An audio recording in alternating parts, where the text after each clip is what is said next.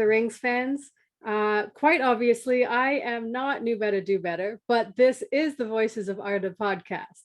Unfortunately, due to unforeseen and completely unavoidable circumstances, New Better Do Better couldn't be with us today, but I am overcompensating by fulfilling this cast with all of these wonderful guests. So I will start introducing them. My co-host today is FantasyAnex or Annex Wilson. Annex, do you want to go ahead and introduce yourself? We'll do this one at a time.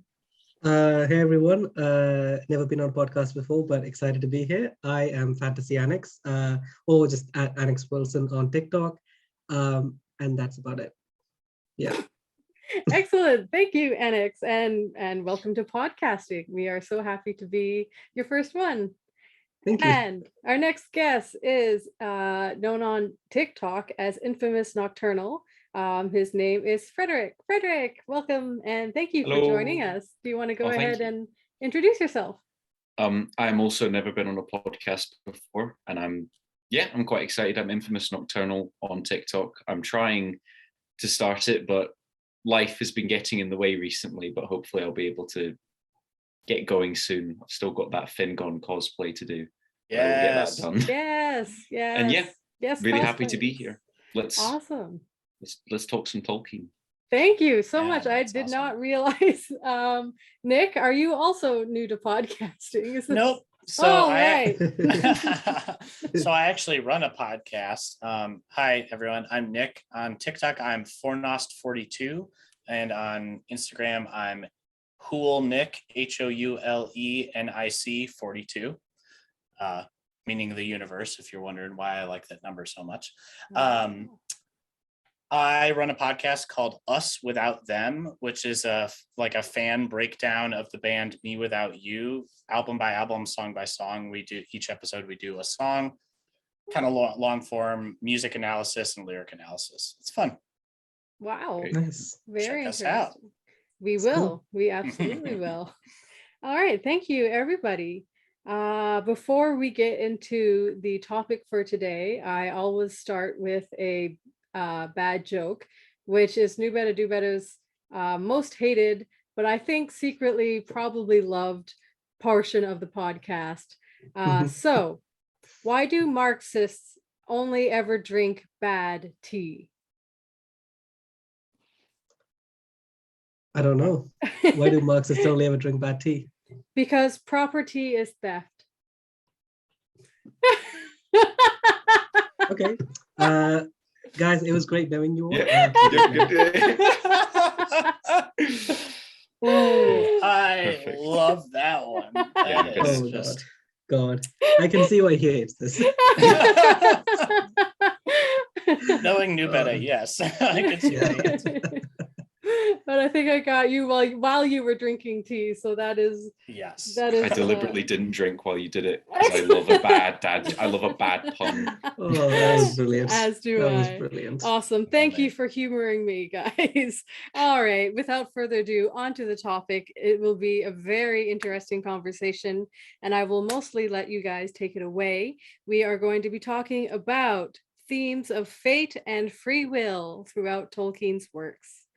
And go. So, in the beginning, I have was a prepared my song. thesis. There was a song. Yes. yeah, I've been Told us planning this for weeks. Yes. Yeah. So, do we want to start big or start small? Yeah, that's a great question. I know that you are like an expert on Turin and his family, so I would love to hear your thoughts about that. But I don't know if that's too big and too sad a place to start. We'll need another episode. Yes, yeah, you're not wrong. Oof. Oh no, but yeah, I'm happy to start with the Turin whole story. Yeah, I'm happy to start there. Let's do it.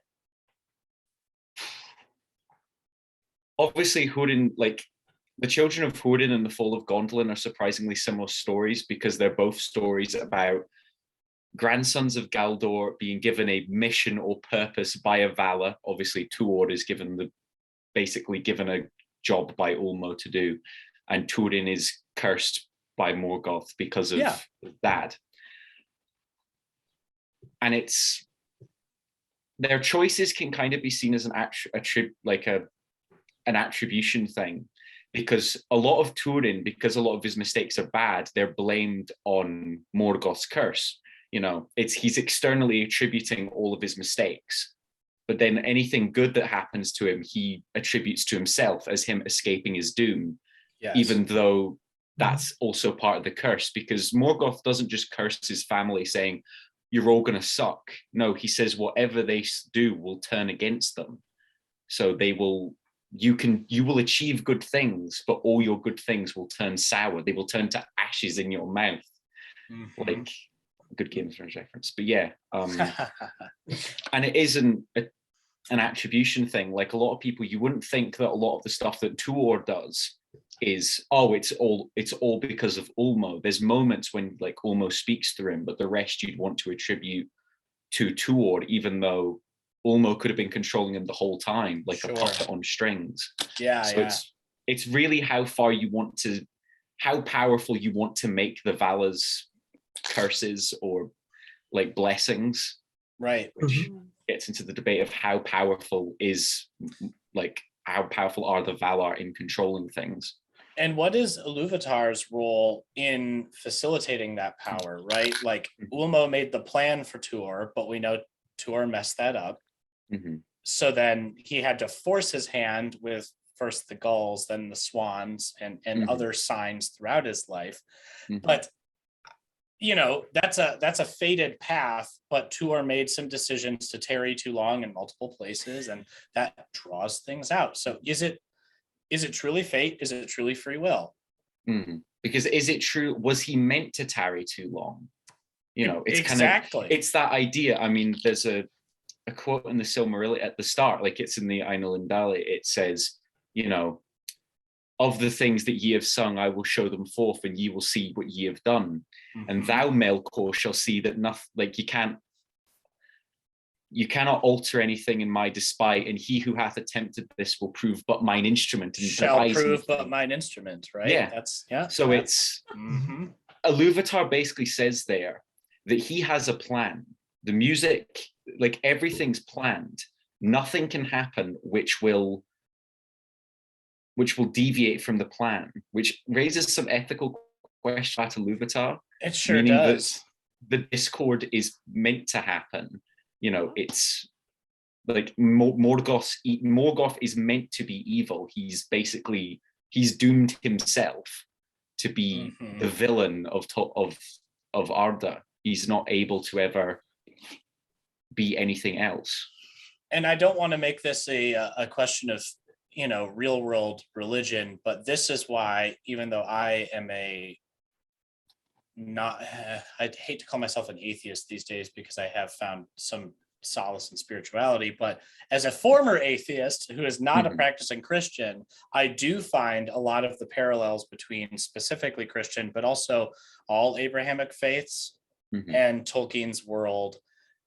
Like, it's hard to ignore that when you get into questions of fate and free will, because the same moral turpitudes that we're worried about with the Iluvatar, you could place on the Abrahamic God too. Like, if you knew all of these things were going to happen and you could have stopped them, why do I worship you? Well, I had a chat with somebody about this the other day, because everybody usually says that Iluvatar and Abrahamic God are the same. Yeah. All powerful, all knowing. Yes. But Tolkien never specifically says that Eru is all loving. God is all loving, all powerful, and all knowing. In it, like, some people might like twist the words, but that's what it is. But Iluvatar, it's never specifically said that he is an all-loving God. So you can technically let him get away with it. You can still condemn him for it, because he lets a ton of evil happen. You know, you've just blown my mind. Yes, that's when I figured that out, it was 100%. My life is a lie. No, I think the question of Iluvatar with the like free will versus like it's fated to happen, it's an interesting discussion, but I've always thought of it as like not exactly like a multiverse, but like there are you can make decisions. There are still choices within it, right? Correct. Like, yeah. like Turin sort of tarrying in some places too long. There are still choices you can make, but there are some things that will, whatever decision you take, it will end up there anyway. Yes. Or when Iluvatar says that, like, you know, it's all fated to happen, he sort of, you know, he alludes that he knows what's going to happen, and it's all in the song in the like at the beginning. It's sort of that there are many options, and all of the options and all the like endpoints are in the song.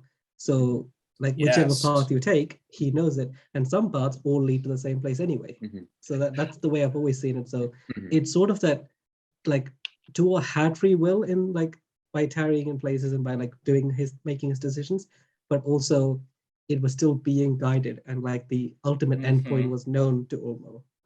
Is the way I've always perceived it. I personally find comfort in that, because that's why I absolutely love that Tolkien decided to make music the basis of creation. Like his cosmology and cosmography is based on music, because there are rules of music, and when you break those rules, it's still fitting within a framework. You just have to expand your definition of what that framework is. Jazz. Because you're right. Jazz is a great example. Melchor made jazz. Oh boy.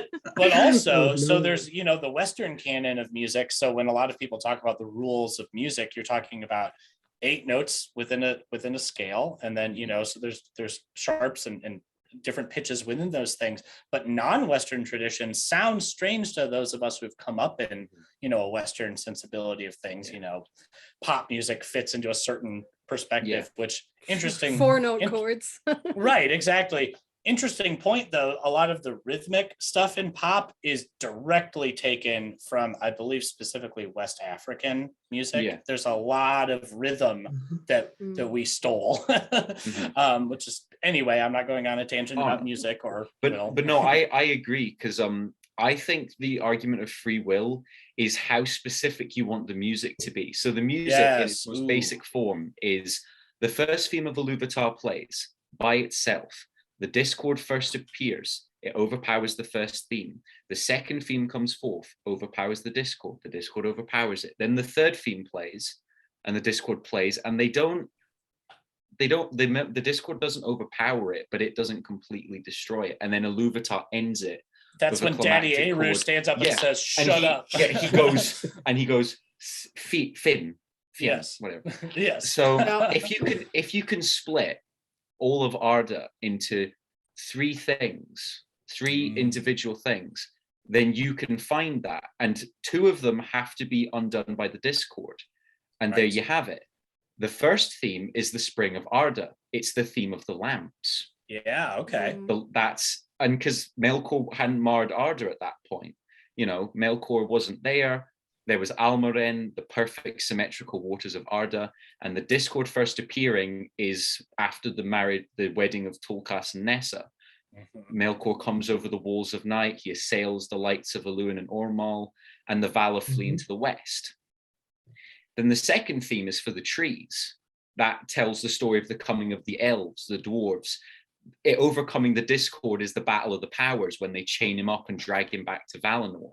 Right. But then the discord rising again is the darkening of Valinor, the unrest of the Noldor, their banishment from Aman and going back to Beleriand. And then the third theme is the sun and the moon, because Melkor, unless you're talking about the Dagor Dagorath, he never destroys the sun and the moon. Right.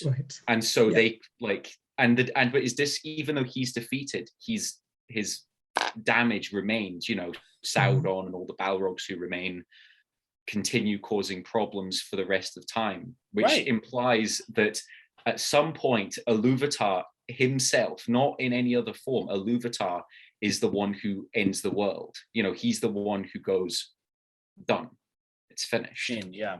Wow. And so in that, it's because, like you were saying, Annex, with like all the endpoints go to the same place. How specific do you want to make it? Like, what if instead of Huor dying at the Nirnaeth, it was Húrin, and Huor is the one who's dragged to Angband, and it's Huor's line that's cursed, and it's Tuor who basically has the life that Turin would have had. Turin becomes the great hero. He marries Finduilas. Eärendil comes from his line. No. Like it's similar points. I love this. Or like what if instead of it saying like, oh, Feanor is doomed to be, what if it's Fingolfin instead? Yeah. What if it's like, it's very blankly like one of the sons of Finwë will call, like the death of one of the Noldor will cause them to leave. What if instead of at the Feast of Reconciliation, Feanor doesn't go and Finwë goes in his place, and it's Feanor who's at Formenos when Melchor attacks.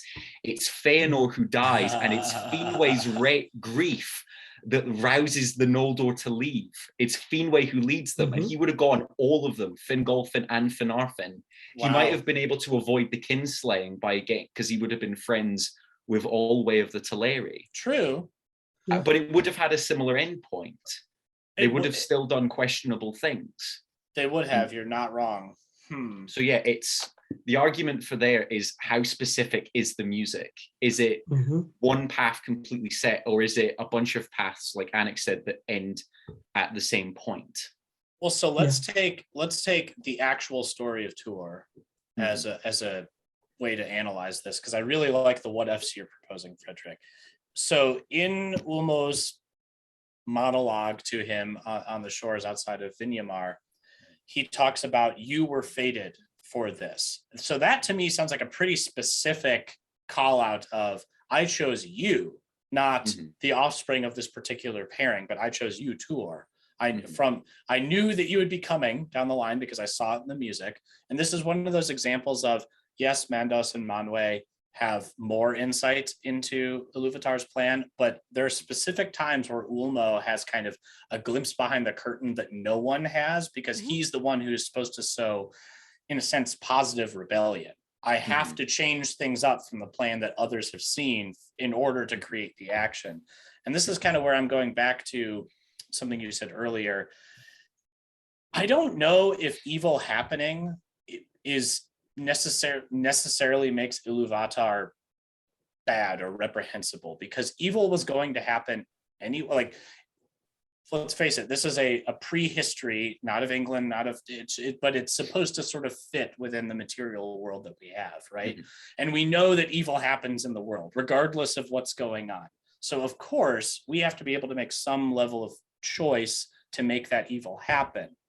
But aren't the good things that happen better because of the evil? And I hate to say that, because it ends up sounding like a justification for on down the line something really horrible, right? Like mass shootings come to mind, and obviously that's not a good thing, and nothing good is coming from that.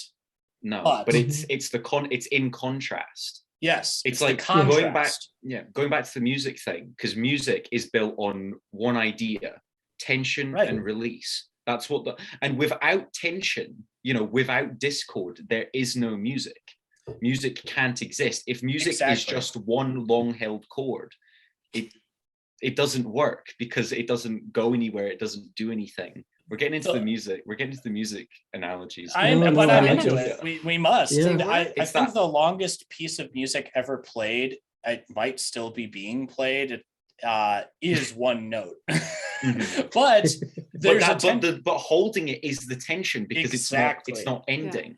Exactly. It's not up, it's the drawing it out. Wow, the tension. But yeah, and it's real that abstract there now. Yeah. I mean, it's that, like, it's the idea of, can you have true good without true evil? Can you have light? Is there light without dark? Is there, right?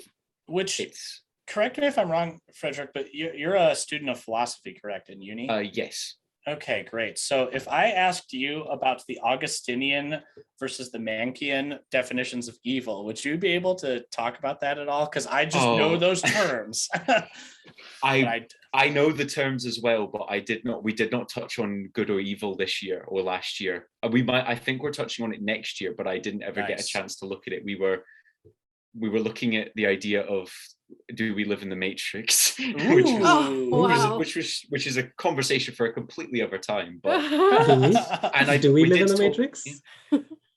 We don't know.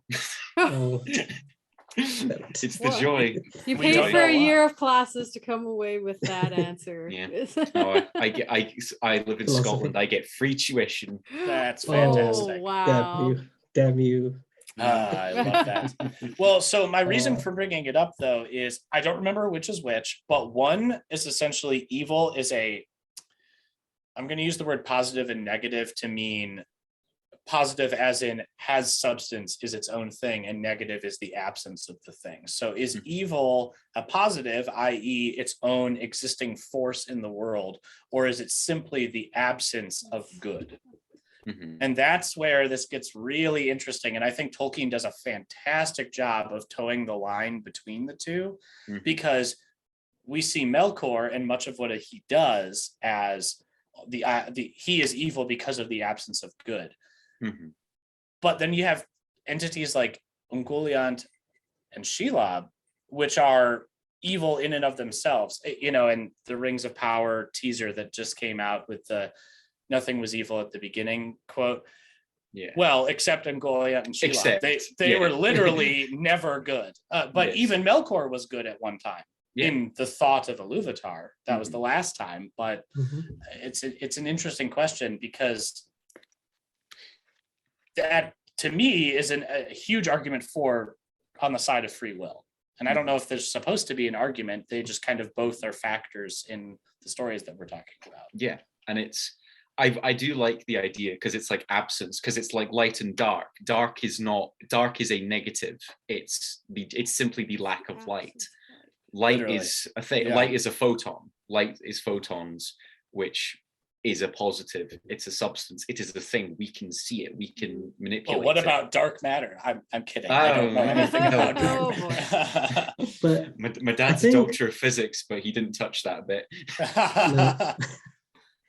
No, I think you asked an interesting question though, Nick, of is evil the absence of good? Because I don't think that's necessarily true, because you could argue that, like, without going into specific, like, sort of terrible examples, there are certain things that are evil in and of itself, and aren't evil because it's not good, Like, there are certain actions you can do that are just terrible things. Yeah, I think of evil as being an active thing. Yes, I do too. But we're talking about end result action of evil. So I'll use the hyperbolic like Hitler. Hitler ended up being evil, and the things that he did were unequivocally evil. But he didn't start that way. So it's not, I guess I'm making your argument like it is an active thing. You have to actively choose evil. But by the same token, you can actively choose good. And we see that in Tolkien too. This is where his Catholicism comes through, is everyone gets the redemption potential. We see it with Gollum outside below Cirathungol, which, damn it, Sam, that's the one thing I fault you for. I'm close. So close. But anyway, so. But it is that idea of, is it a chance at redemption, or does it simply look like a chance at redemption? Like, is it just a pause, like written in music? Like, is it a pause that's written just for the sake of it? Like, is Iluvatar just building tension? Because like, you could go in the meta way and say that Tolkien is Iluvatar because he is the god of his world. He's the one who creates it. Sure. And characters in stories, obviously we're talking about them as if they are real, but obviously they don't have choices. Tolkien had choices when he wrote the story. He mapped it out. He decided to make certain things happen for certain reasons. And it's like trying him on fictional war crimes that he wrote. But I would. Sorry. No, go on. And I would argue that, like, if you're not looking at it in a meta sense, if you're looking at it purely in the sense of like the plan that Iluvatar had, I don't think it was a chance of redemption for Gollum, because the plan was never that Gollum would be redeemed, right? Gollum was never going to turn good at that point, because he was meant to betray them. He was meant to try and take back the ring, and that was the only way it was going to be destroyed, right? So that was always like part of Iluvatar's plan, as Tolkien says in, I don't remember the letter number, but you're right. It was the illusion of redemption at that point. My only counter to that, though, is Boromir, because Boromir redeemed himself. He still had to die, but he redeemed himself through that death. So if Gollum redeemed himself morally, and again, this is where the Fea and the Hroa come in, the soul and the body come into play. Could Gollum have redeemed his everlasting soul? Maybe, but he still had to die at the cracks of Mount Doom because he still had to try to take back the ring. But is there some other what if scenario where he decided to, I don't know, guide Frodo and Sam through Shelob's lair instead of leaving them at the entrance? Or I don't know. That's a very interesting question. But I hear what you're saying though, Annex, because he had to be there to cause the event to happen. Because ultimately, well, people say Frodo failed. He didn't fail. What he said he would do is take the ring to the mountain. He did not say, I will drop the ring into the fire. Yes, he said, I will go to Mordor, I will go to Mount Doom, and we're gonna cross that bridge when we get to it. I mean, they were in his house and the dude couldn't throw the ring into a fireplace. Yes. When he had it for like a few months. There was no way he was going to throw it into the cracks of Doom. They kind of all knew this, including Frodo, in a sense. Yeah. You can read the Council of Elrond and The Ring Goes South sections where they talk about this stuff. Like, it was known by the party, but they had to trust to fate. And that's where we get into hope and how hope plays into all of this stuff, specifically Estelle. That is essentially faith that things are going to work out the way they're meant to. So in a sense, they're kind of just like, well, I don't know where we're going. I think but how it we will works, figure it out. Yeah, go ahead. I think how it works. Similarly to like the argue for free will in the real world, characters in Tolkien some of them have the illusion of choice. I think that's what they have instead. It's like the belief that they can do something, but there are some things that they say are fated, and they use fate kind of in like hopeful and pessimistic terms. Yeah. Like, they talk, like Gandalf tries to like encourage Frodo, we're like, Bilbo was meant to find the ring, which means you were also meant to have it. And that's meant to make him feel like a bit better. But then they're also like, Tolkien uses fate and doom, like they're the same word. Right. Yeah. And that he shows means doom in the archaic sense, right? Yeah, it's the old sense of the word. Yeah. The, your destiny and doom. The great like doom the old lies story, in your brow. Yeah. Yeah. I mean, it's the reason why like Tolkien called it Mount Doom. It is the mountain of destiny. It is your final point. And it's that interesting idea. It's like the Peter Jackson films alluded to the idea that the ring couldn't be destroyed. They never said it explicitly, for dramatic tension. But showing the fact that the cracks of Doom were unguarded is the way I think it does it, because it's such a Sauron thing to do. Like, he baits them with it. He's like, come on, just drop it. Go on. Yeah. You can do it. And he's like, the way Frodo's holding it, it's like, he just can't. And when the Nazgul fly back, when he puts the ring on, and the defeated look on Gandalf's face is just that, like, Sauron, like, because Sauron is the deceiver. It's one of my favorite like personifications of Sauron is the fact that he's so confident in what's going to happen that he almost lets it happen, because he wants to watch that. He wants to watch that person get completely ripped into pieces. And it's just Sauron monster. I think that's a more interesting interpretation of Sauron than he just didn't think they were going to destroy it. Like, the idea that he knew he might, like, he's a clever guy, he's cunning. He might have guessed that is something they would try, but he also knows that it's impossible, that anyone who's had the ring for at least a period of time isn't going to destroy it. And he was right, that Frodo wouldn't have destroyed it, except the ring would have survived except for chance. But this is where Iluvatar steps in, right? Yeah. Which is why when chance that like, sorry. Yeah, no, I was just gonna say it was like something Sauron couldn't predict. Something like nobody could predict is the reason the ring was destroyed. Exactly. Because without that loose stone, without Gollum tripping, Right. the ring would survive, as Sauron predicted. Exactly. And Sauron would, Frodo wouldn't throw it in or anyone who got to the cracks of doom wouldn't throw it in. And then, Sauron would be notified that there's someone there. They would go in and take the ring. Simple as. I've wanted this back for a long time. Gee, thanks. I've looking pretty fly. Yeah. Not a scratch on it. With on the non-missing finger on the Yeah. one of the other three.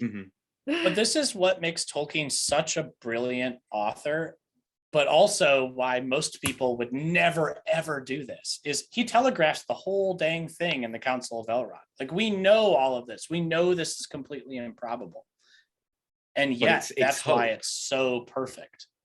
Because of the hope. Exactly. Because that, and even the idea, like Sauron, like the thing I was saying, like how Sauron wasn't, like he thought he knew what was going to happen, because he doesn't have the same like blind optimism, hope, even though it's complete. There's hope without hope. Yes. There's no like hope without light. It's just there's no way that it could work.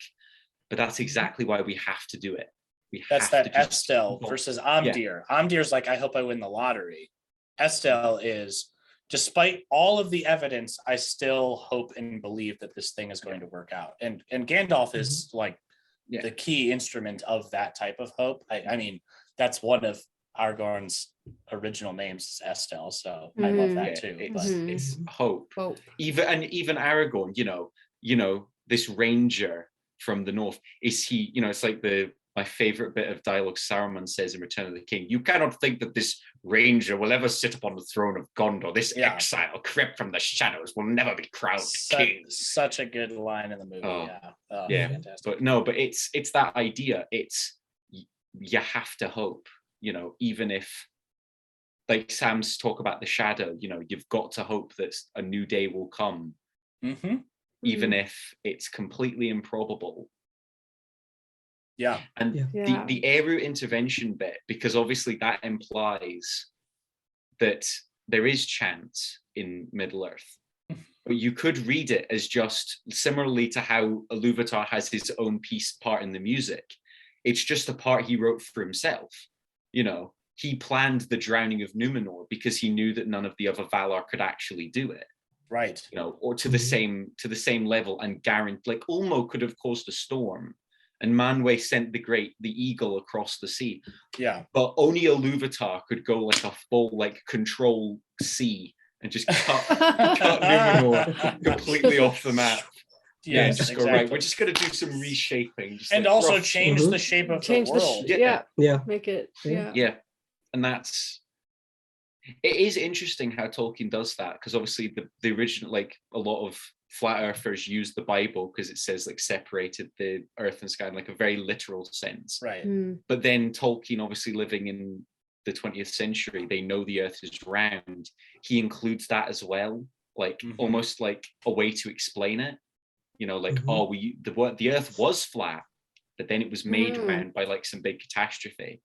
And I can't recall which History of Middle Earth it's in, but we know that towards the very, very end, he really wanted to cut that part out and just make the earth. He wanted it to be at least mostly scientifically compatible. Like there isn't this shift, but he didn't get there. And I honestly think he would have been doing himself a disservice, because there's something beautiful about the mythic component of that. There is, absolutely. Yeah.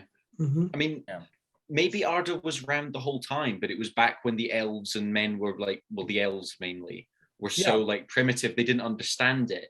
And then when they discovered that it was round, they simply said, oh, it must have been after the sinking of Númenor.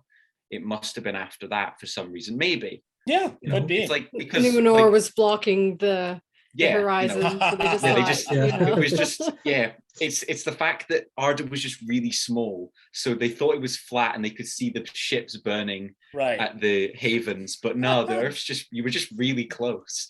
I love it. But no, it's like, and it's that like idea, like in the Bible, how they say there's two lights, the sun and the moon, even though the moon isn't a light, it's just the reflection of sunlight. But Tolkien does that as well, and has the sun and the moon being the vessels from the last vessels from the two trees. Right. So it's, I do really like how he's his theology, it develops. It's not just set in stone. Like stuff changes happen, and it's not just, you know, Morgoth wasn't born similarly to Lucifer. Like Morgoth wasn't born Bauglir, the dark foe. He was born Melchor, who I've always wondered what his title would be. You know, there's like the Queen of the Earth, Queen of the Stars, the Craftsman, the Huntsman. What would Melchor, and then title, what would you call him? Tone deaf? Well, what does he call himself again? Is it he who arises in might, or that's what his name means? That's what that's Melchor. Melchor. That's what his name means. But yeah, and it's like, I would say Melchor is knowledge, because he's like a jack of all trades. Like all the other Valar are really good at one thing. You know, Aule is the best craftsman. Yavanna is the Queen of the Earth. Melkor's not the best at everything, but he's good at everything. You know, he's a jack of all trades who is a master of none. Yeah. So but he's therefore greater than all because he has the component parts. It's the reason why all the other Valar have to team up to take him down, because he's a better warrior than all of them except Tolkas, obviously. Yeah. But they're all needed to beat him because, you know, he can build things, he can corrupt people, he can lead people, he can do all this stuff. But without the other Valar, like Melkor in the beginning, before he became like corrupted, would be the best candidate to be his own Iluvatar. Like I made a theory, like, what if Eru Iluvatar is a Melkor who won? Like he's a Melkor who defeated the rest of his Valar. Oh, so it's a Matrix story. It's like back to the Matrix. Full circle. But yeah, like the idea, because Eru is an all-powerful and fairly, you know, he's fairly confident in himself kind of person. Yeah. And he emulates similar parts of Melkor. So what if that's what Eru is, what Melkor could become if he defeated everything else? And he starts and he breaks the world and he makes his own thing from scratch. So I have it's kind of long, I can do it quickly, passage from Children of Turin that speaks exactly to I actually really like that headcanon theory, if you will. Where to start? Mine is back there. Yeah, there you go. What page?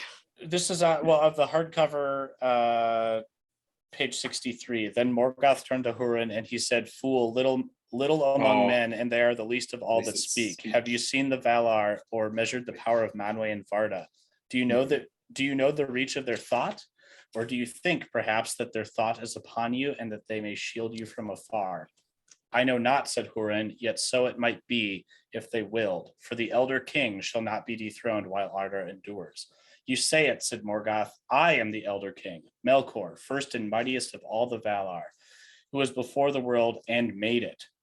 The shadow of my purpose lies upon Arda, and all that is in it bends slowly and surely to my will. But upon all whom you love, my thought shall weigh as a cloud of doom, capital D, and it shall bring them down into darkness and despair.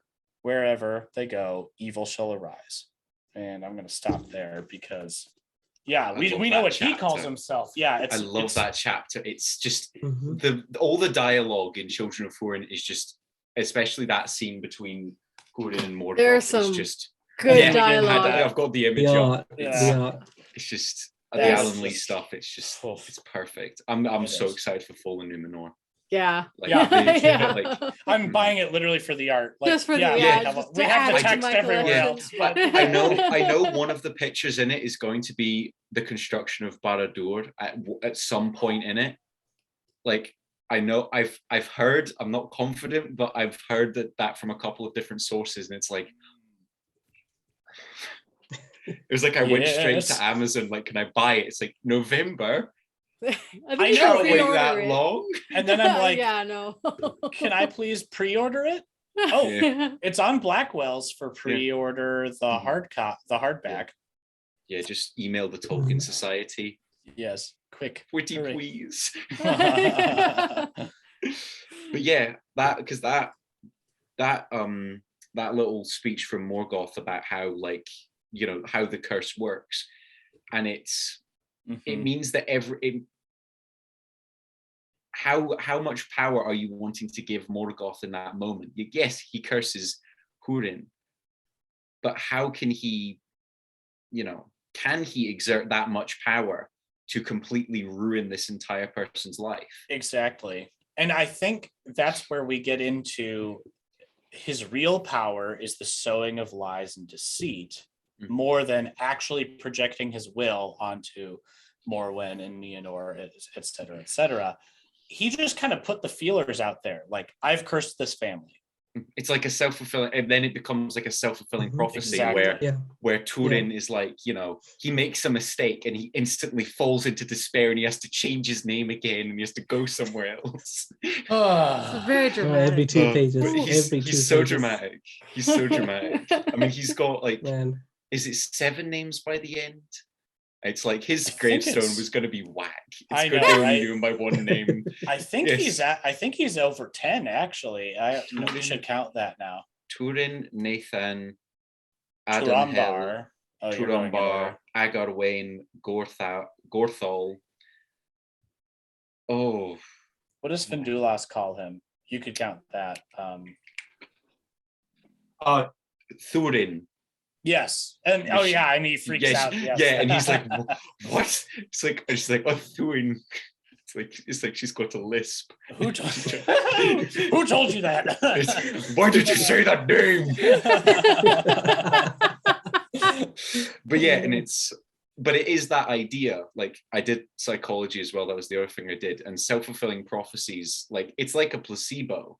If you believe that it works, if Turin believes that the curse of Morgoth is cursed him, then it doesn't matter. Like, Morgoth doesn't have to do anything. Exactly. He just has to let it happen. Yep. And Turin may do good things, you know. He wins some battles, he fights with Beleg, but everything is going to go wrong eventually because Turin is self-destructive. He's just, you know, he kills Beleg, he becomes way too prideful and ends up the sack of Nargothrond. He kills Glaurung, but ends up dying himself. You know, which is partly why he is listed. You know, a lot of people say, why would Elrond list Turin as, you know, high among the elf friends when he's saying, like, Frodo, you will be listed among, I think he says Hurin, Huor, Turin, Baron, maybe one other. Barahir, maybe. Yeah, maybe Barahir. But in any, I could pull it up. I've got the book right here. But in any case, why would Turin be listed in there? Well, because he did do all of these good things.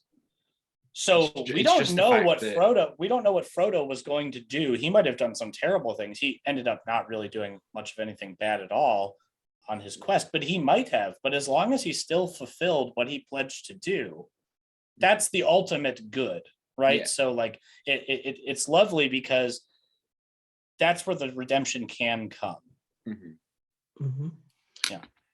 Yeah, that reminds me of one of my favorite moments in the opening of Children of Hurin. It's with Turin and Cyrus when he's being told to leave, and and Turin's like in tears and he doesn't want to leave, and then Cyrus just says, "Where is Hurin's son?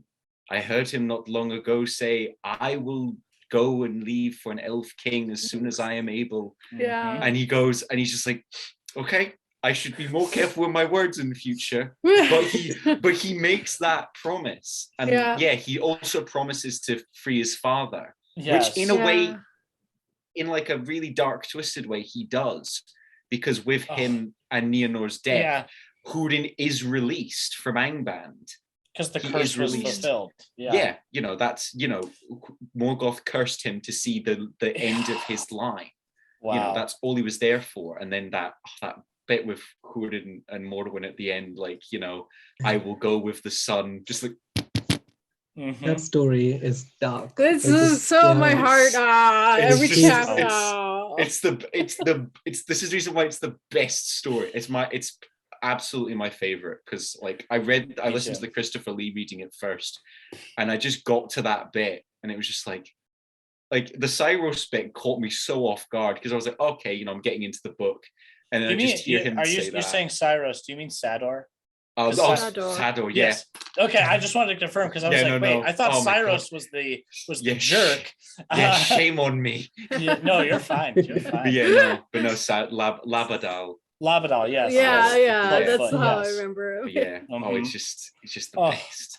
But yeah, and it is that idea, like, would the other like stories of the First Age be as like, would Beren and Luthien be as sweet if you did not have the story of like, because it's like Beren and Luthien and of Turin Turenbar go right after one after another in the Silmarillion. Like you have this utter high where there is a sad bit when they do both die and then come back, but they have their happy ending. And then you get Turin, who just goes the complete opposite direction. Yeah, from a pacing and the book perspective, absolutely. Yeah.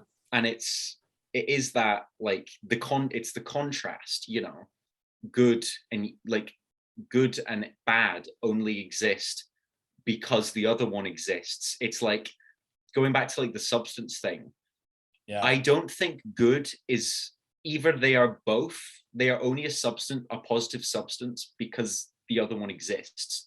Without the other, they are negatives. They're simply just. Well, and in that way, I think that's how Tolkien threads the needle between these two schools of philosophical Christian thought, Augustinian and Manichaean. I don't know how to pronounce it. Manichaean. Yes, I think that's actually it. You're right. But because they both exist, therefore they are substantive. But if you didn't have one, you wouldn't have the other. And I just to make it a little lighter, because I know part of the reason we were brought on is we're so funny. Everyone's favorite gotcha moment when they first watch the movies is, why didn't they take the Eagles? Oh God. And there's so many great in-universe arguments. The best argument is because I wouldn't want to read that book, dude. I mean, that's the simplest reason. Yeah. It's the simplest reason. But then there's the other reasons, like, yes, the Eagles are powerful in their own right. The Eagles don't care. But, it's like Tom Bombadil, Right. It's not that he doesn't, he's like, because people like to say, oh, but Tom Bombadil's basically like God. He's like so powerful. And Gandalf says in the Council of Elrond, it's not that he has a power over the ring. It is that the ring has no power over him. Exactly. It's like Tom Bombadil is just too chill to care. And that's like the Eagles because they're these immortal beings. The elves are a bit more invested because the elves have been involved with men. And of course, all the like half-elven lines. Yeah. Like they associate with men, but there's no half eagle, half men. And Tom Bombadil, that would be a really weird play thing. D&D. That would go more into like All Tomorrow's stuff. But it's that idea. It's how they I mean, like dwarves. Like obviously dwarves aren't immortal, but again, they're like it's that same idea. They almost have a more valuable life than the elves because it ends. I mean, the elves end eventually. It's the contrast thing, life is valuable because death is inevitable, because it has an end. Life without end wouldn't be life. It would just be. Exactly. And that's why I feel that the elves are the most tragic creations, because I would hate life if I lived for 10, 20, 30,000 years. Like that would just not be, well, then again, they just conceive of things differently than we do. But if you just gave me the ability to live and I had to witness every single person I know and every single thing that I love die, go away. No, thanks. That sounds terrible. And that's why they have to go back. That's why they have to go into the West, because Melchor makes the world that way. Yes, he brings the idea of death in a way. It's like, because Iluvatar says that men are his favorite, and men are his most loved children, and in a way it's because he gives them that mercy. They may watch some things die, but there is an end to their suffering. They go out beyond the circles of the world into nothing. They're not bound to it.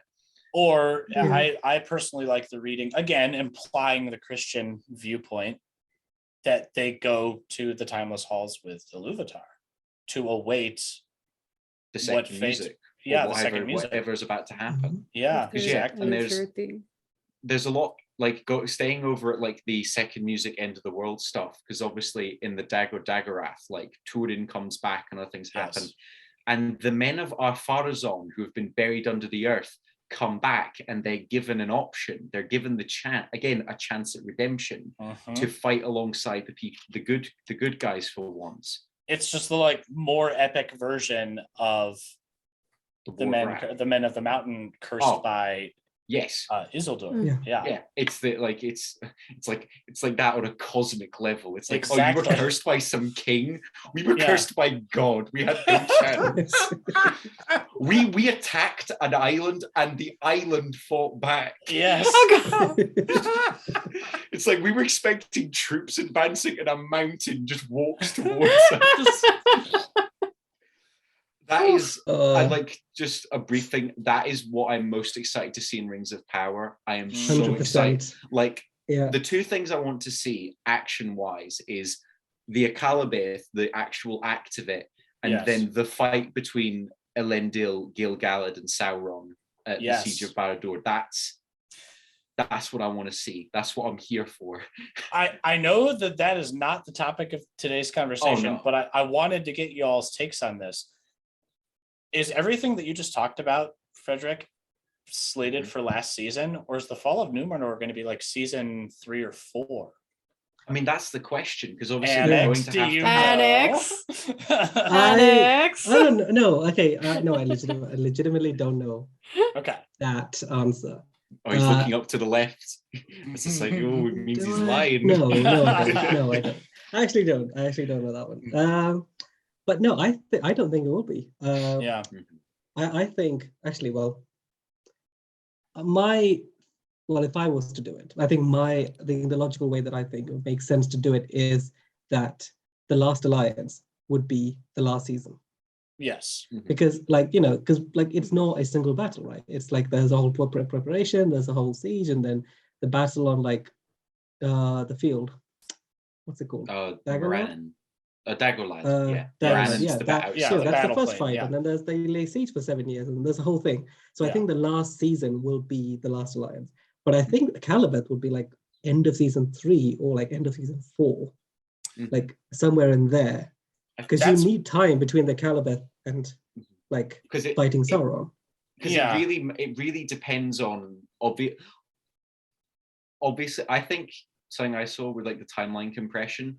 Because the Peter Jackson films imply that the forging of the One Ring and the War of the Last Alliance happen one after another. Yeah. They talk about the rings, and then they like completely cut out the whole War of the Elves and Sauron and everything else, and it goes straight to the War of the Last Alliance like 2,000 years later. Yeah. So I can see them happening really quickly after each other, but obviously you need the build of the rings getting distributed and Kali, cut this if I'm not supposed to know this, because I don't want to get anyone in trouble. But correct me if I'm wrong, Annex. But so the first season is all about setting the stage of why Sauron succeeded in his plot to using the rings to create power. So Sauron probably will not even be in the first season unless he's Anatar, bringer of gifts, or Meteor Man.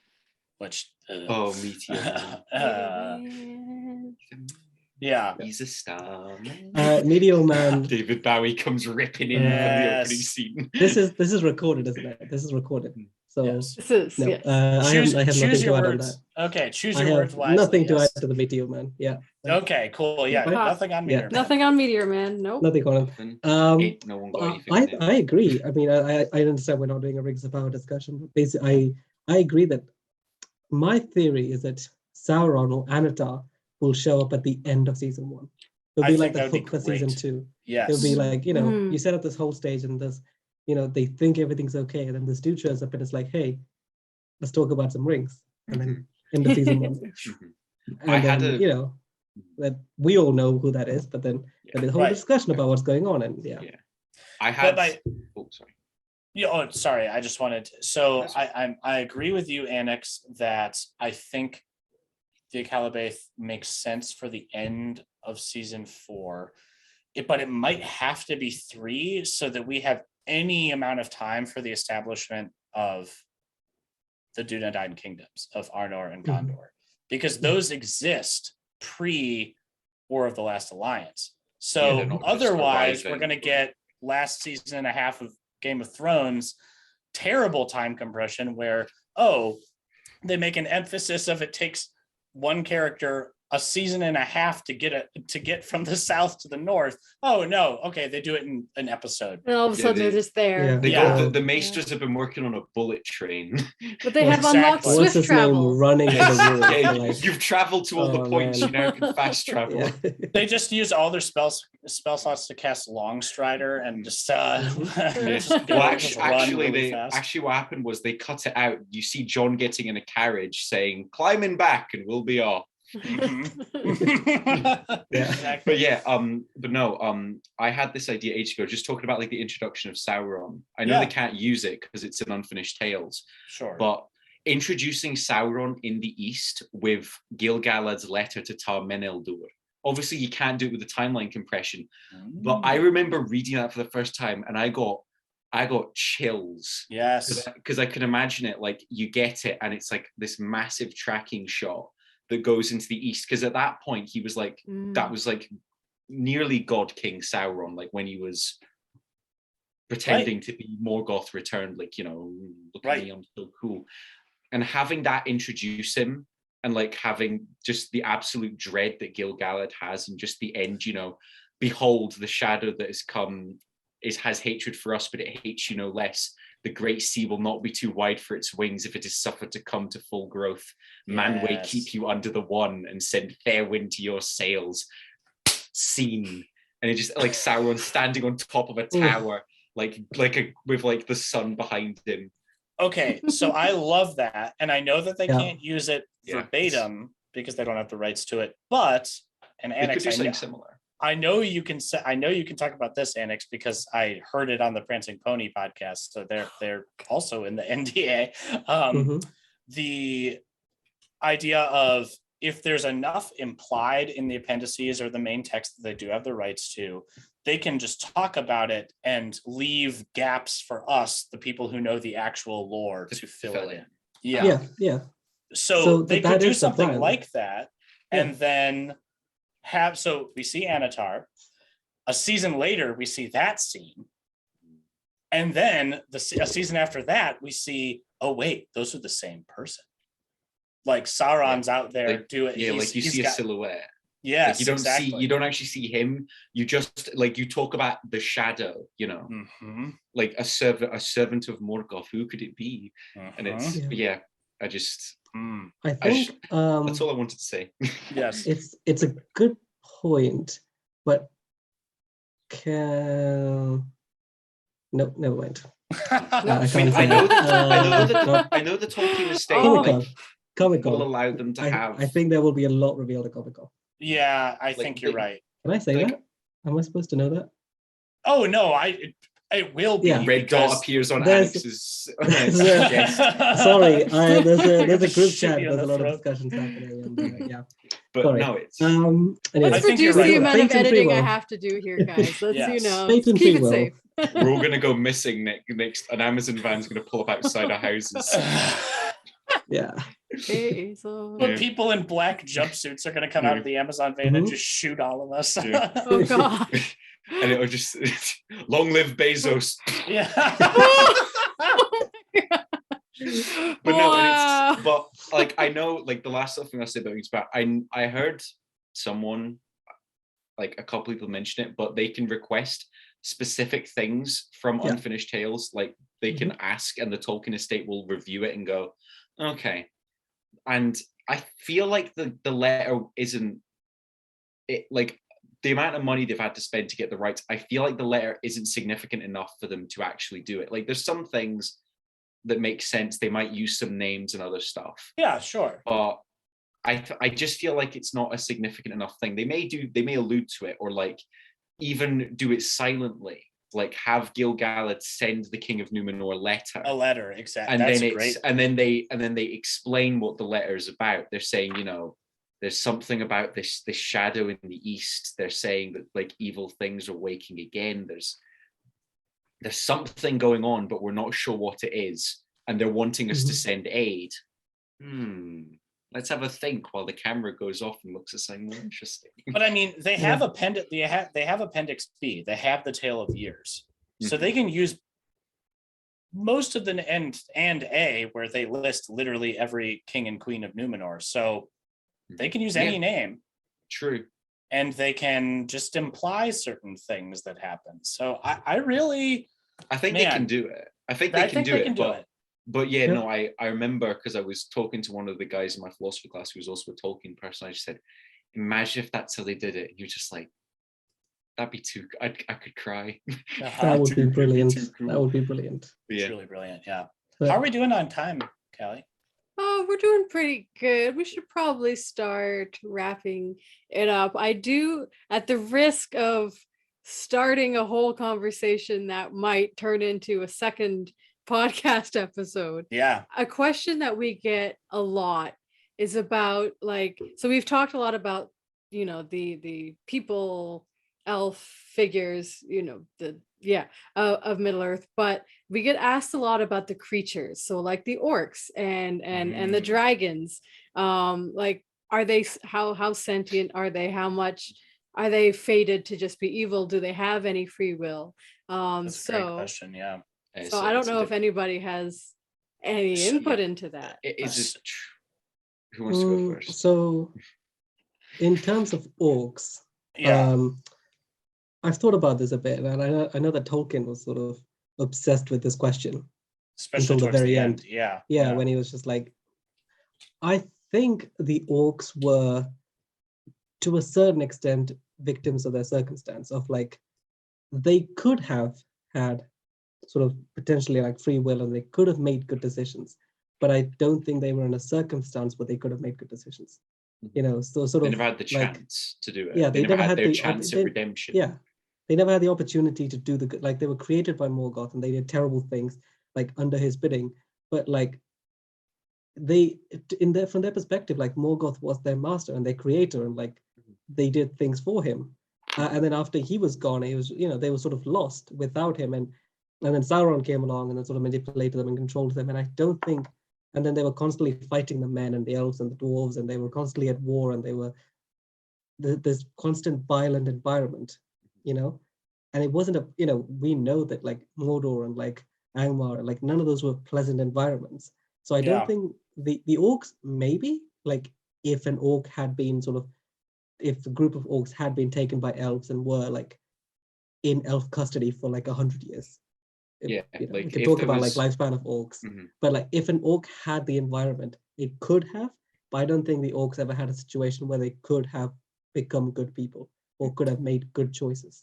Yeah, the orcs could never. I'll buy that. Yeah. Because it is a complicated thing, because obviously there's the multiple versions of the origin of orcs. Like, there's the one in the Silmarillion, which is Corrupted they were elves. like Avari and other like groups of elves who were kidnapped by Morgoth. But then that begged the question, do they still have their souls? Right. Do they go to the halls of Mandos? Like, Mandos is just like, oh, some elves. Oh, Jesus Christ. What has happened to you?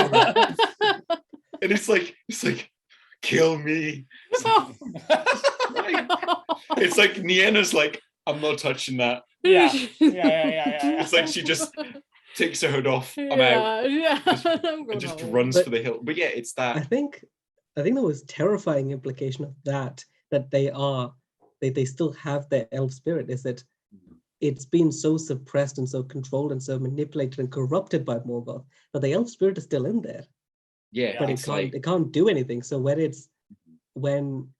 it's sort of screaming to be broken out and sort of freed, so when it's killed and it goes to the halls of Mandos, it's sort of like freedom for them, or finally. That might be, you know? that I like to think that. I'd like to think there's like, it's like a light that's been like completely like surrounded by this big black like just mass, and then its death, its death in its body is just this like release, Yeah. which makes me feel a lot better about Aragorn going off and slaughtering the rest of the orcs and all. Yeah, that. oh yeah. I feel Yeah. slightly better now. My conscience can rest. Yeah. Well, That's so if that's the way I've thought about it, to be honest. I really like that. I really like Yeah. that reading. But if we kind of put aside the existential dread that this question and just talk kind of more, I don't want to say concretely because we're talking about a fantasy franchise here, but as concrete as we can get, if Morgoth is kind of the, well, I'll start from a different angle. So Tolkien had this conception of there's only one creator, and that is God. And we are all sub-creators. So sub-creation is the act of, yeah, it's adapting the real world, right? Yeah, So I mean, it's like how conservation of energy, like right, nothing is created or destroyed, it is merely changed. correct. So that applies even to our imaginations in Tolkien's kind of conception of how things work. And this is not like in his fiction, this is how he was seeing things. You get this from reading his non-legendarium story Leaf by Niggle, where Love Leaf by Niggle. Yes, same. Again, even though I'm not Christian and I also don't love allegory, that is the best allegory, in my opinion, ever written, and it's a Christian one. But anyway, my point is that he used that framework for his in-universe framework. So there was one creator, Eru. He set the theme of the music, and everyone else is sub-creating. So the elves are really good at sub-creating. They're really good at crafting jewels and music and boats and weapons and all sorts of lovely things. Men are pretty good. Dwarves are very good at certain things. Melchor is very good at achieving a certain level of sub-creation, but because he's trying to do a bastardized version of creation, true creation, the twisting of the orcs, however that happened, whether it was elves, men, creating them out of stone and mud, and there are a couple other iterations of what Tolkien was conceiving. It doesn't really matter because the malice that was poured into them was a reflection and a bastardization of what he thought he could do as creation, but he literally couldn't because there was only one act of creation, that is saying the word Ea. Yeah, and when Ea was spoken, he literally can't do anything. So it's that complete like corruption of it that there isn't a free will in that way, because Anex, to your point, they were creatures of their circumstance from the get-go. So I guess I would counter you to say, I don't know. Let's say they were elves. Let's say that the Silmarillion is canon and that's all good. They're too far gone in a sense. Yeah, I mean, kind of like Gollum in that way. Like he got the chance for redemption though, but he was too far gone. It was like Sam says to Frodo, you can't help him, Mr. Frodo. He's he's too far gone. And then obviously Frodo gets upset at that because it implies that because Frodo can feel like he's going to be like that. He's going to slip. Yes. And it means that he wouldn't be able to be redeemed either. And Sam's just too pure and innocent to realize that he's speaking Frodo's biggest fears and anxieties like out loud. He's just like, don't say that. It's like, I mean, it's like Turin whenever anyone says his name, because he believes that it's his name that was cursed and not himself. And everyone says Turin, he jumps like, he's like, don't say that. It's like do not name me. I shall not be named. Yes. I think you make an interesting point that they are too far gone. But the counter I would bring there is, so if we accept that, so we how a new orcs created, if we accept that orcs reproduce and like that's how new orcs are created, if they're immortal or whatever, there must be new generations of orcs. So would that then suggest that because the original line of orcs were too far gone and too corrupted to ever be good, that all their offspring are then born with that corruption? That's exactly the question, right? So if the original batch was too far gone to ever be redeemed, then do they have souls? Do they have Fea? Well, maybe, because they have sentience, and we have no evidence written that things in canon anyway, that things with sentience like there's a soul in there. I can't recall where it is. I think it's in History of Middle Earth. Like dragons, Callie, you brought dragons up. What are dragons? Those are something completely sub-created by Melchor. But where is their intelligence coming from? Well, because you could make the argument it's Melchor doing essentially what Sauron did with the ring, like pouring some of himself into them. Because that comes in with Glaurung in the Children of Húrin when Mablung goes to the ruins of Nargothrond, and there's that bit where, you know, like he turned before he went back in and looked eastward, and came from him the laughter of Morgoth, dim but horrible as an echo of the black malice from the black depths far away. Yes, I love Glaurung, that. yeah, and that line, just there you lie like a vole under the bank, Mablung the mighty. It's love it. I want to record this, like do an actual audiobook of this, because you'd be great. Should, yes. I love doing those voices. Amazing. Yeah. I just read the dialogue and I just open a page and just I would like, buy that audiobook. Yeah, whenever I go into like a bookshop, I'll just go over to the Tolkien section and just flick to that page and just go Start talking to yourself. And it's like, is Smaug really Smaug? Because it's like that idea, like if exactly Sauron, what I was going to ask. If Melkor was putting bits of himself in, is that why all dragons seem so similar? They're regal. They are like, you know, big pomp. They speak in riddles and this like very riddly kind of talk. Right. Is that just the echo of malice of Melkor? Is it his last little bits that have kind of, because of course Smaug was probably born or created or however at some point later than the War of Wrath. It's not really said when he was born. I feel like he had to have been. But yeah, but it's still that idea, like with the it's kind of like, it's like bringing up like a Hypox. The first thing I can think of, like Horcruxes. Yeah. Imagine a Horcrux that like Voldemort is like Melkor. He made the 7. Out. Well, like actually the 8, but yeah. Yeah, like Melkor is taken out of the world. He's no longer in the world. What does the little bit of like soul dust that he put into the dragon, like how does time change it? Like clones of people, but the clones all experience different things and change. But still the core tenets, like Smaug is still big and intimidating and narcissistic and impulsive and overly prideful. He's still got all the important points of Melkor, even if he's almost forgotten that he's Melkor. He's like convinced himself that he is his own creature in the same way that Melkor does. Melkor believes that I am the Elder King, first and mightiest, who was before the world and made it. He's almost, he's gone, like he's so far gone that he's convinced himself. Yeah. It's like, again, self-fulfilling prophecy. That is a fascinating suggestion that, it is. Like that is how dragons have sentience, because Melkor obviously couldn't create sentience and then couldn't give them a soul. So he just put a bit of himself in there. His. So one concept I've heard, and I don't know if this is I don't know if this is from Tolkien. I think it is though. Is that so we know that the Avari he had a conception that the Avari, because they never even attempted to head west, that they may have lost some of their longevity.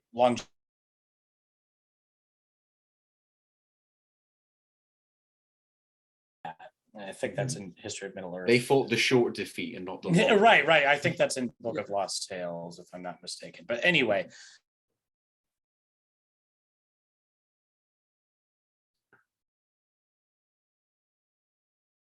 They're called Demandos, but that doesn't, they can refuse that call. Yeah. Or so something else can happen. Like how when, but then there's just this wind that goes. Now, I want to draw a distinction though, because the spirit that's Manwë. It's Manwë, and B, the spirit of a Maiar, even an incarnate Maiar, is inherently different than a Fea, of an elf or a man. or I think Yeah. dwarves technically have Fea because they were the adopted children of the Iluvatar, so he was imbuing them with that. They were given, wasn't it? Right, they were given them. That's another interesting part because, of course, what Melkor wanted to do, he didn't want to be evil. He wanted to create his own stuff. Right. So, but he wasn't allowed. And basically, like in the Ainulindale, like Eru kind of makes fun of him. You know, he like Melkor's embarrassed, but then Aule's over here making his own stuff, and Eru's just like, yeah, sure. But it's because he repented. It's because he said, like, he was willing he humbled to destroy himself. it. As soon as he humbled himself, that's when they got souls. As soon, and you know that because he's about to strike them and they show fear. And they I love how that's Aule's most famous picture, him in tears. Like all the other Valar look awesome, and then Aule's just like, Tolkas. This was my favorite. I would. I mean, I was finding pictures of Aule for a video. And I was like, I'm going to use that one for Aule. And then I thought, oh, no, I mean, he's Aule the Smith. There's got to be places where he looks cooler. And then I found one by an artist. I can put it on the Discord at some point. It's him completely yoked with like massive weapons. And he's like the size of a mountain. And I was like, that's Aule the Smith. That's the one. Awesome. Yes, exactly. That's the one. I would like to see that for sure. But it is that idea, like, if Eru had given Melkor the chance to make his own stuff, would he have done what he did? Would he have been like, okay, if you're gonna do that for me, okay, I'll work with other people, because Melkor's knowledge would be unbelievably useful. It would for everyone else. You know, if all the Valar had worked together, it would have been like you can't even imagine what it would be like, because it would be. But then, where would evil be? Nothing. There would be no positive. There would just be negative. There would be an absence of conflict. Bringing back full circle the idea of it was never going to happen. Melkor was never going to do that because it was fated that he would be evil. Yes, because like in the beginning, when all the Valar receive visions and they all see the world. What if Melkor like saw the world that they were trying to make in Almarin and realized that it wasn't working, that it wasn't right, and he. Like, oh boy! He's self-aware. Melkor broke the fourth wall and decided that the world needed a villain. So, have you guys seen Critical Role? Yeah. Yes. Like, he decided. Have you seen Exandria Unlimited? I've seen some of it. Yes. EXU. There's a new EXU Calamity, 4-episode thing by Brendan Lee Mulligan, and the Lord of the Hells in that, spoilers, makes the exact same argument of all of the other gods. He's lying. He's the Lord of the Lies. So he's lying when he's saying this, or maybe he's not. It's up to interpretation. Yeah. But he makes that same argument of all of the other gods did really good things. They gave honor and pride and like courage and compassion to the people, and that was their gift. And when it came to my turn, I saw that they had given all the good things. And so I had to give something that made everything else worth it. Yeah. Right. And so I created bad things. Because it's like, like it gave everything else meaning. Right. And then he goes on a whole speech about how people vilified him for it, and he's the Lord of the Lies. So we gotta ignore that. It's like how it's the same suggestion there. Yes. I keep jumping in. I've got this. It's like I'm pretty sure, but in the Ainulindale, when Melkor's Discord first arises, Eru smiles. He does. Before being saying a theme, and that's why, because even though we say that Manwë and Ulmo are get a lot of stuff, Melkor understands it as well. It's just the fact that the Eldar never really got to sit with Melkor a lot, except the small time he was in Aman. After his 12 years of exile, or 12 ages or whatever. Yeah, like what if he saw even further, and he understood that. Like in the same way that when Eru made the music, if there is no tension, if there's just release and no tension, then this music doesn't work, and someone needs to do it, and no one else is going to, and so he does it, and that makes him the villain. He's the most tragic hero. Good guy Melkor, sacrificing himself for the music. The ultimate sacrifice. The ultimate sacrifice. You believe that too. I'm literally devil's advocate. I'm literally the devil's advocate here. Quite literally. My only my only qualm with that is we have this tendency in like modern times, and I blame peak television for this, because when television was in its golden era, and I mean like 10 years ago, every story was about anti-heroes. Yeah, it's but like if you watch Peaky Blinders, that's one of my favorite TV shows. But Tommy Shelby is a terrible person, and if someone did the things that Tommy Shelby did, you would hate that person. Yes, but because it's a TV show, compelling, and it's compelling you to sympathize. And it's from his perspective. Exactly, everyone's the hero of their own story. So of course Melchor sees himself as fulfilling the will of Iluvatar. So I love that argument from that perspective, because that's how he sees it. And in the same way that it's like with going back to like a Rings of Power thing with Sauron, because of course Sauron is basically the main character of the Second Age. It's a story, it's the age of Sauron. That's when he was at his peak. Without Melkor, you know, like over his shoulder, he was the Dark Lord, and he did a majority of his most disastrous stuff in that age. But telling it from his perspective is not the way to do it. Because if you did that, it would almost like you're trying to humanize him too much, and it makes you now think that the elves are evil. Like the elves in the first stage are my favorite elves, because they are so, like, you've got the Feanorians, who are just really just problem children. Yes, they make so many mistakes, but I still love them for it. And then you have, like, you know, other elves. You have Thingol, who arguably also makes a ton of mistakes. But then you have like Finrod. If I could just interject one thing about Thingol, and this is why I hate him almost as much as I do Feanor, and I mean that, is he committed the first act of genocide, which is removing a language. That's like one of the first things you do when you're genociding people, is removing their language. That's like, what the... Probably not supposed to swear. But yeah, it is interesting, because like if you I saw like it was like a meme where it was like, if you like the elves in the Third Age, they're just these calm like tree people, and they like singing music and stuff, and you get to the first stage, it's like they're the ultimate racists. They like eat orcs for breakfast, werewolves for lunch, balrogs for dinner. They're just monsters, and then they just crap on the dwarves the whole time. And sickly people. One of the names they have for the humans, the stunted people. It's like when I told someone that, because they asked me about the origin of dwarves, like, why did dwarves and elves hate each other so much? Exactly. And then I told them, it's like, you know, the elves used to hunt dwarves for fun, because they thought they were just another animal. They were like, wait, you serious? Like, because they couldn't understand their language. Yeah. It's like, I mean, that's really what would have happened in the real world if like two different groups of humans came across each other.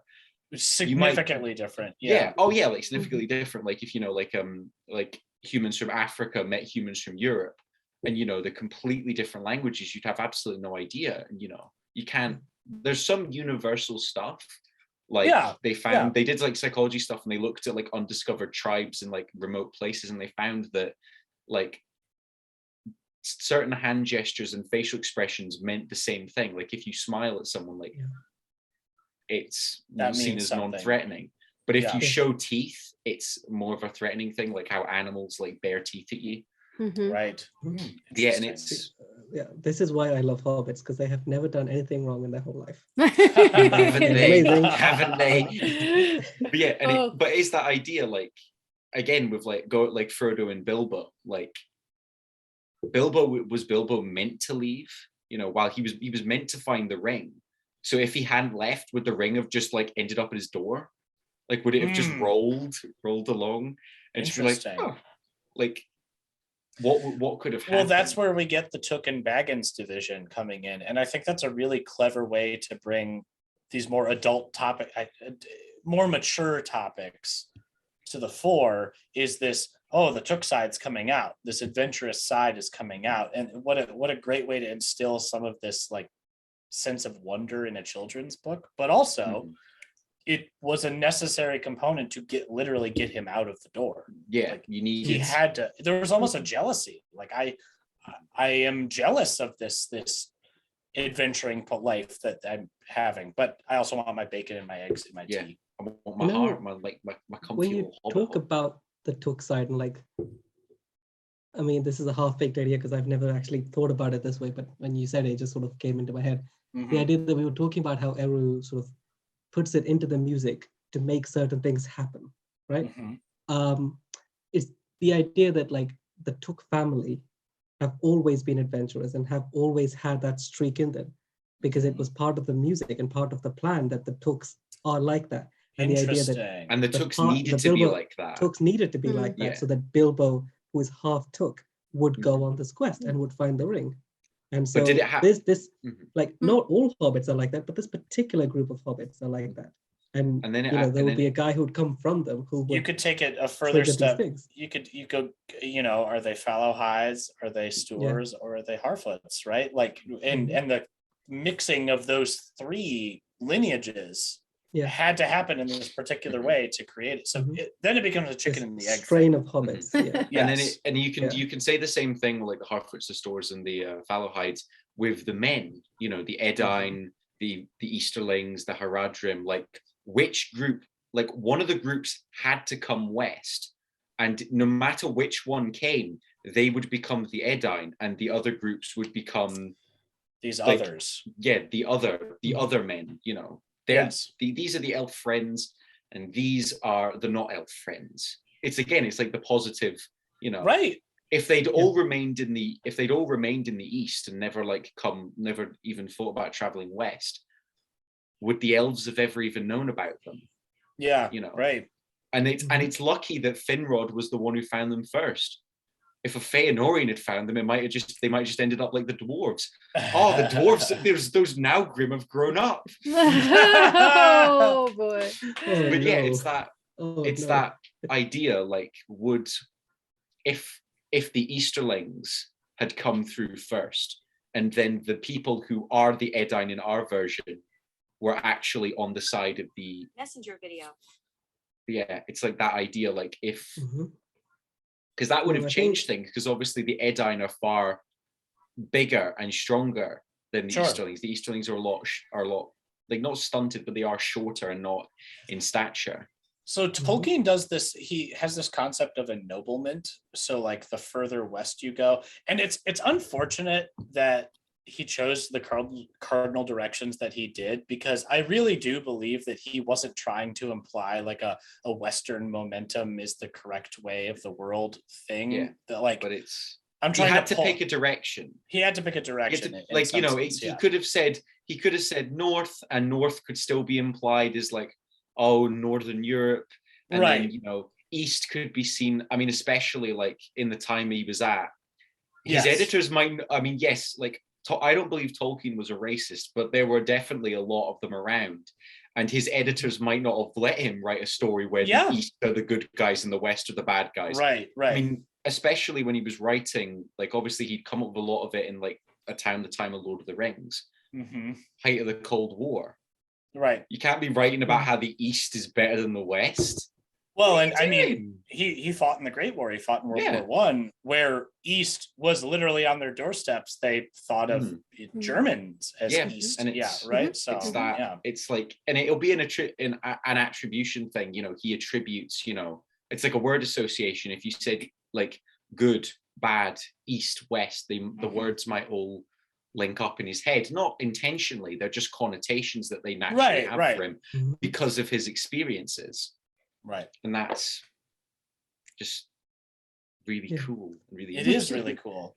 And it's, but I brought up the East-West thing because the further west someone came, and this is true of elves, this is true of men, dwarves, of all of the children, and then how you come in contact with each other. So this is where I'm going to just blatantly rip off the Prancing Pony podcast because I can. So they have this concept of the sins of Melchor, which I just love. So let me list these off for you. Rebellion. So rebelling against Eru. Pride. And we know pride is bad from the Bible and everything else. That's bad. Possessiveness. Impatience. Like, I want the stuff that is supposed to happen right now. This comes from like his going out into the void and looking for the imperishable flame and things like that. Isolation or withdrawal from community. And then they add dominion of others and deception, including deceiving yourself. Now you can apply those sins. Feanor exhibits all of them really well. It's great. Like every time he had a choice of doing something good, he chooses to self-isolate. Yeah, he goes to Forminos. Yes, exactly. Instead of repenting, he could have avoided all of that. He's obviously the most prideful. I think he's more prideful than Melchor, and I will stand by that. He's impatient. He's like et cetera, et cetera. So I bring those things up to say that the further west you come, we often see you learning that by mixing with others, kind of like the Adine, when the houses mix. And then when they mix with the blood of elves through Beren and Luthien, Turin, Idril, and finally closing the loop, Aragorn and Arwen, that's this ennoblement of everyone. It's sure, they aren't maybe going to live as long, but that's not really the point. It's not everyone's looking at elves wishing they were just immortal beings living forever. It's more about living as close to like the true purpose of why I guess Eru put you here, to be noble, to be interconnected. And again, that's like an argument for what you said, Frederik. Like he wouldn't have been a racist if he was alive today. I think that he would be very strongly in the camp of like inclusion matters more than anything. Inclusion and fair exchange matters more. I mean, the simple way to show it is like it was in the appendices of the Lord of the Rings films. They talk about that, how the Fellowship is this multiracial, multicultural place, and then there is Sauron with his one ring, and the Nazgul, who are all the 9 Nazgul who match the 9 Fellowship, and the 9 Nazgul are all the exact same, and there's nothing to discriminate them. They could be anyone. And they were different at one point, but that difference was squeezed out of it's them. The conformity. It's like conformity to it. Yes. But I like the idea of the ennoblement, like the idea of rising to the heights of what you can do. Like Elros, when he makes Numenor in the first like 400 years, 500 years of Numenor is just like bliss because he's, because it's Elros. He's great. Yep. We start like I can say I like Elros and there's no controversy. It's like you like Elros? Hell yeah, he's good guy, Elros. Yeah. Good guy. And that shows because he is blessed with a long life. He lives till he's 500, and that's like, yeah, it's so pretty existential. But yeah, and it is that nice idea of how people mix, like how Huor at the Nirnaeth, when Turgon is in his retreat, he says, from you and I, a new star shall arise. Yes. Of course, that's the prophecy for Eärendil. With the light of death in his eyes, mind. Oh, yeah. Yeah. That's because does that mean Huor had was that himself doing that? Or was that like, in the way that Morgoth questions Hurin, do you think they can govern you from afar? Is that Mandos just whispering really far, just going, Eärendil. I don't know. And you're just going, what? Stage whisper. What? And then he just goes, oh, and watch out for the arrow. Oh, it's too late. Oh, whoops. Too late. Whoops. It's poisoned, by the way. No, so. Never mind. Yeah. All right. It is that. Should have said the other thing first. Yes. Priorities. Yes. We are running out of time, my friends. This has been an amazing discussion. Hopefully, I feel like at any point I would have cut you guys off. So we had go for another 2 hours. Yeah, we ended on a joke. Well, it's perfect. Yes. Well, we can do this again sometime if everybody would like. It sounds like we have at least an episode on the 7 deadly sins of Arda, which might be fun. But all right, anything to add? Anybody want a last word into this topic before we do the outro sequence? Just the joke that Tolkien doesn't consider gluttony a sin in Arda. You can be as fat as you like. Eat what you want. Bombor, man. I think, Bombor. Hobbits. Tom Bombadil, all that yellow cream. He just lives his life. Yeah. Oh, Tom, the good life. All right. Well, thank you everyone for coming to the podcast and for bringing so much to the podcast. This was truly an amazing discussion. We will go through your social medias again. If you guys would like, let us know what kind of projects you're working on, and then I will leave us off with a self-care tip. Let's go So first. are we going in reverse? So I think Sure. Let's go reverse. Yeah, so I'll start. So, yep, just to remind everyone, I'm Nick.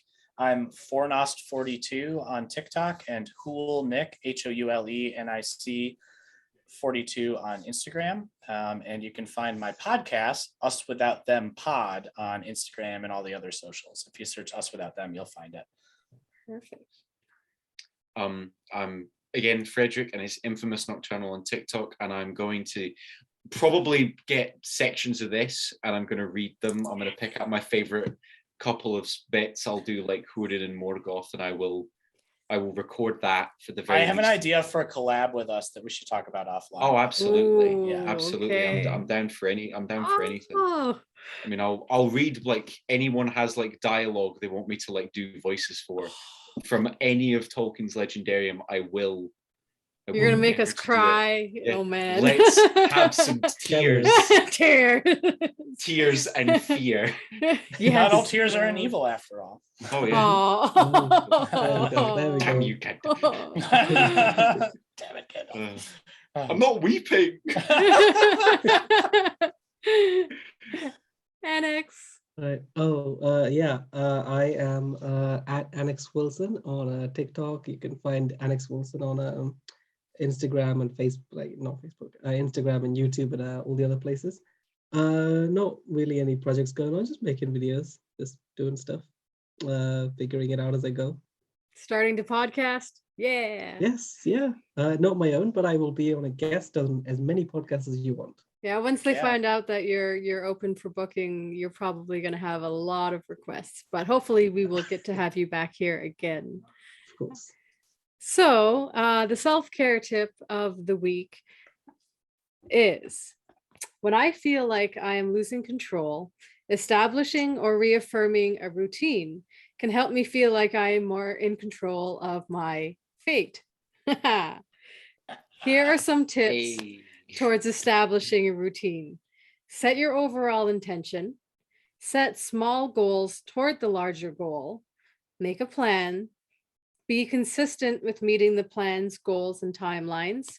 Track your progress. And most importantly, reward yourself. So Love some that. tips. Straight. Routine can help you feel like you're Efficient. in control sometimes when things are busy and feel like they can sometimes be spiraling. So that is it for this week. Thank you all again for joining me, and thank you for everyone for listening. I am KaliCosplay, and this is the Voices of Arda podcast. Have a great week, everyone. Bye, everyone. Bye. Bye.